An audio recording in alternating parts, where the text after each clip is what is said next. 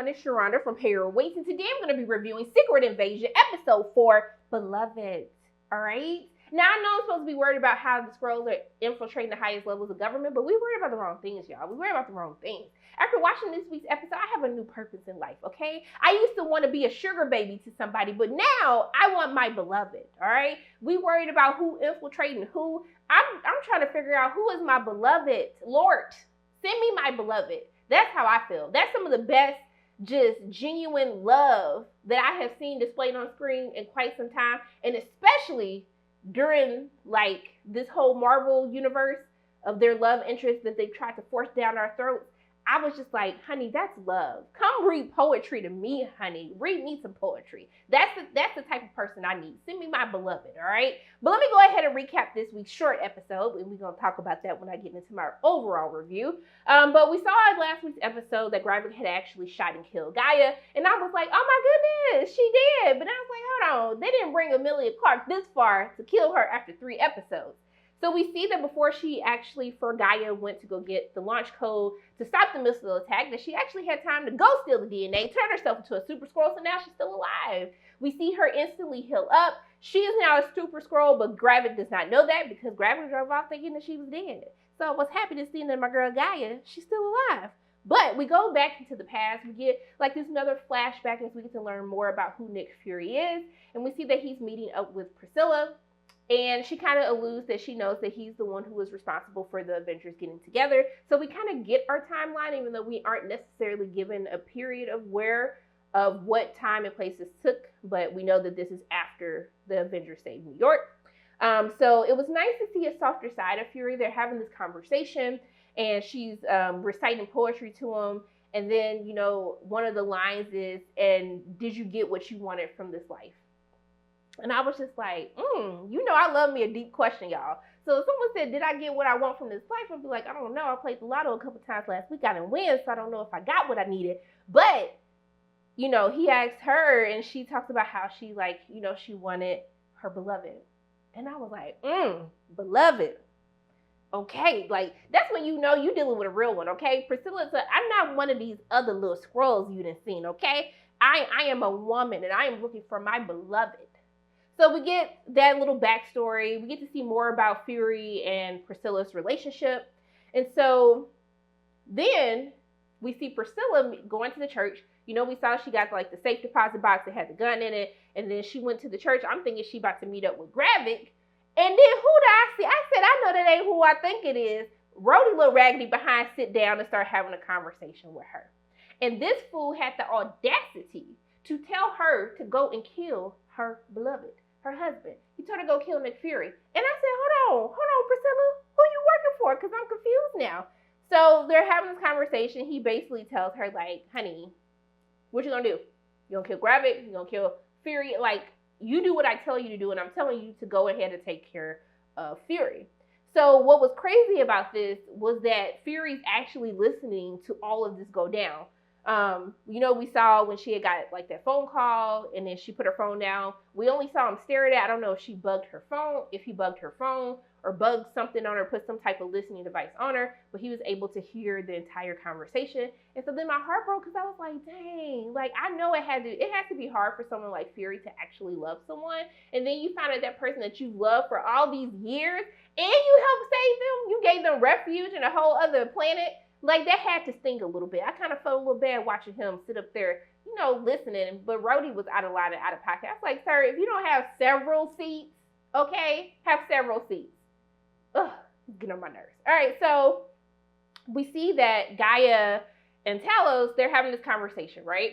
And so she's kind of asking him, like, what is your game plan? Because Gravik has a game plan that he's actually executing right now. And things are pretty much seamlessly falling into place. So what are you going to do in order to convince the Skrulls to follow you? And when he tells his plan, I was like, we're going to help the humans. And because we help the humans, then we're going to ask for amnesty. And we're going to figure out how we're going to work together. I said, Talos, this plan is stupid. And when she called him delusional, I said, now I know we're supposed to respect our elders, but he was being highly delusional. Like, we're going to help save the humans who have proved time and time again that they can't be trusted, that they don't like us. They don't like anything that's different. And you think we gonna first save the world, so there's no real threat to them because they didn't even know the threat, and they just gonna help us afterwards? Like, Talos, you know that didn't make no damn sense whatsoever. So I was just really confused as well. And she was kind of just like, I didn't do this, for you. I did this because this was my choice. Because he's like, I hate that I even got you into this. She was like, this is my choice. But she's like, you gonna have to figure it out, honey. Because I was like, be effing for real. Like, I was laughing the whole time. I was like, you are really dumb. For real. Like, dumb. All right? So we see that Nick is at home. Priscilla comes home after she has this conversation with Rhodey. And, he's sitting up here making tea. First of all, I wouldn't even have trusted it. Like, she's like, oh, you still here? He was like, yeah, but I'm about to go. She's like, but you ain't got your wedding ring on. He's like, oh, I got a work thing. And I was like, first of all, both of y'all are terrible liars to be people who's supposed to be good at lying. But I guess she is good at lying because she kept this whole secret of her working for Rhodey this whole time. But we don't really know the timeline of, like, how long and when and if she knew. Well, no, she should know. Because aren't Skrulls supposed to immediately know, like, who's a Skrull and who's not a Skrull? This is really interesting. This is the stuff that we should be focusing on. And honestly, if you could just do an hour-long episode, I wouldn't have to figure this stuff out on my own and jump to conclusions, all right? That's just for the people in the back who maybe make decisions, like, someone should have said that all of these episodes need to be an hour long, but I'll get to that a little bit later. So, they have this conversation. He sits down. They're having a talk. And then he was like, out of all the crazy things that I've done and all the decisions that I made, he was like, you were my greatest mistake. And I was like, oh, greatest mistake. And I was like, hold on now, like, what's going on? But then when he said, but if I had to do it again, I don't think I would do anything different. I was like, this is so sweet, even though they both put their guns out on the table because they finna kill each other. And I was just like, how can something so crazy be so sweet at the same time? Like, it was tugging at my heartstrings, but I was like, damn, are they really gonna kill each other? Like, what is happening here? So, first, he says, he asked her, like, hey, I want to know why you specifically chose Priscilla to be the person that, you wanted to be on this earth. And so we find out that Priscilla was a doctor who had congestive heart failure, and, she was basically dying, and she didn't tell any one of her family members or her loved ones, that she was sick. She didn't want them to kind of just be around her and worried about her. She wanted to go out on her own terms. And so she used to visit her all the time at the hospital. And, one day when the doctor told her, like, today was going to be her last day, she only had a few hours, she has this conversation with her, and she tells her who she is. And she asks her, can she assume her body? And so she says, like, well, why do you want to do it? And she was like, for love. And she tells her, I'll let you take hold of my body, but you need to do 3 things for me. And so she tells her that wanted her to bury her at sea, and that she wanted her to take care of her parents and still be a daughter to them. And then she said that she would never betray her lover, which would be Nick.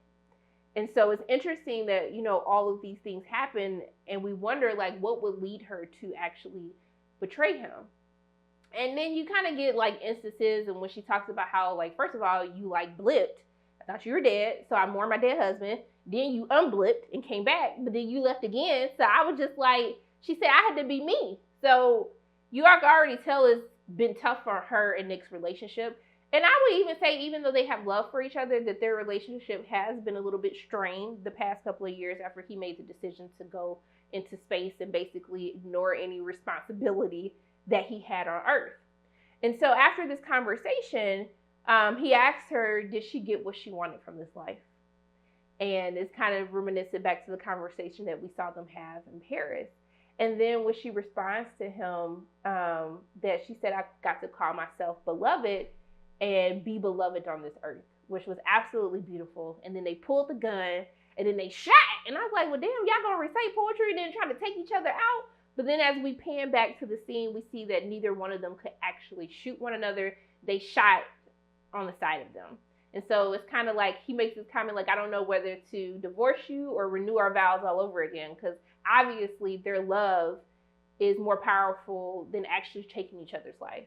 And then also, too, at the same time, she upholds her promise to the real Dr. Priscilla at the same time. And it's just like a really beautiful scene. Like, it's a crazy scene because I'm literally talking about how, like, yo, they're gonna kill each other, but like they still love each other. It's like one of the most, maybe, what does that say about me? Am I unhinged? Like, do I have trauma I need to deal with that I found like a very crazy scene to be so beautiful at the same time? I don't know. Maybe it's just me. Let me know what y'all thought in the comment section, but I thought it was actually beautiful.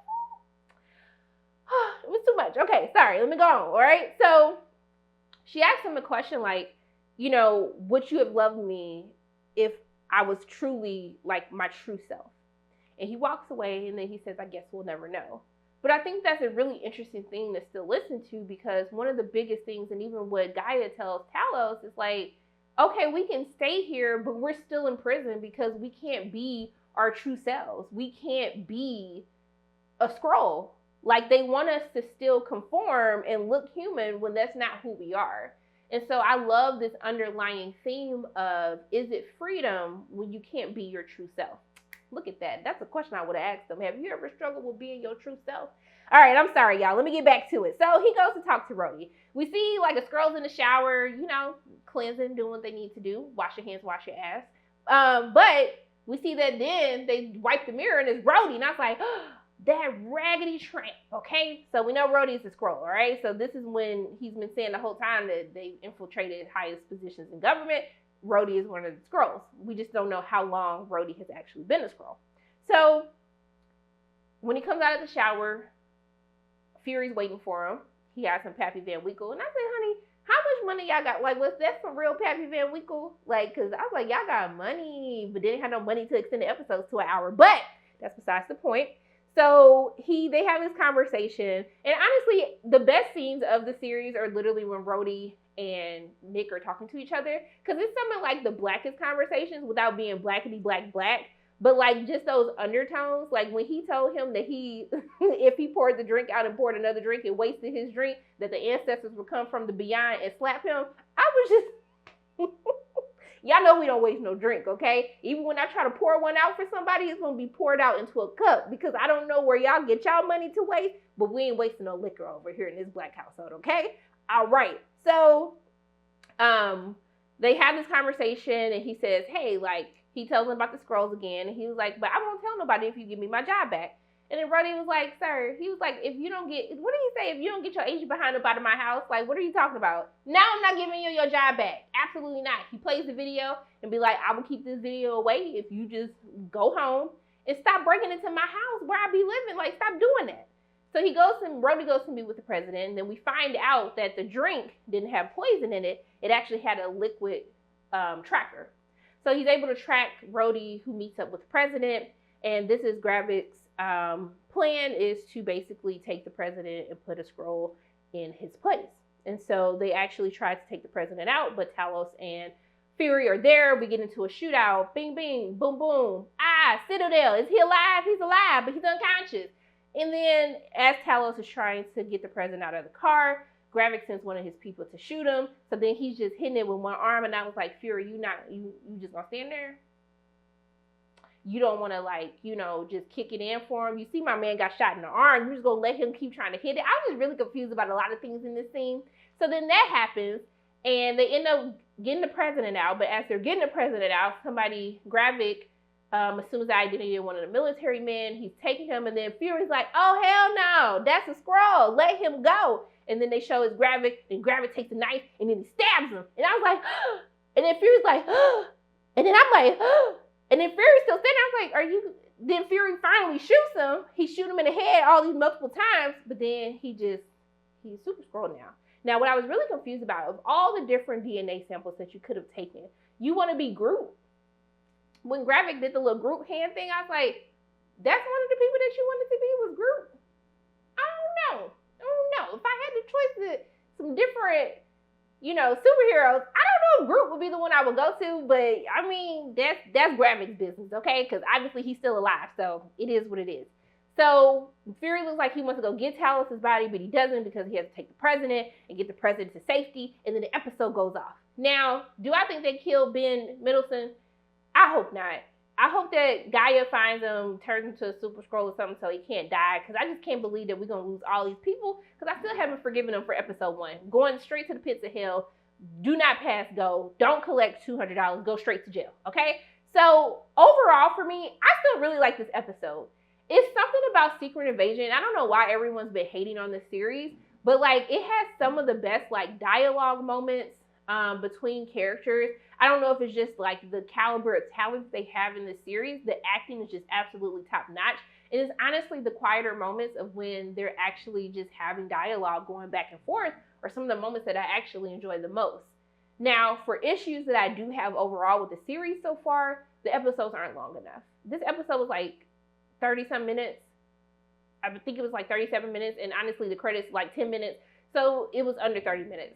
And if you're doing like, this is supposed to be like a spy type of like series, by the time we actually get details, the episodes is over, and we only have like, what is it, 5? We only got 2 episodes left.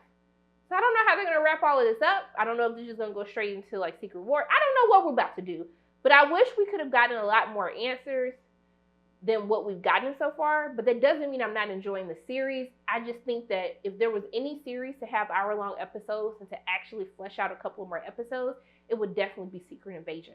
So overall, I still love this episode. Lord, send me my beloved.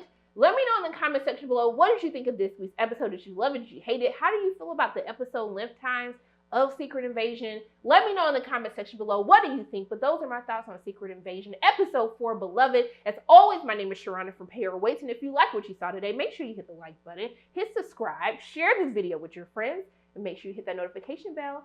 And I love you guys 3000. And until I see you again, bye.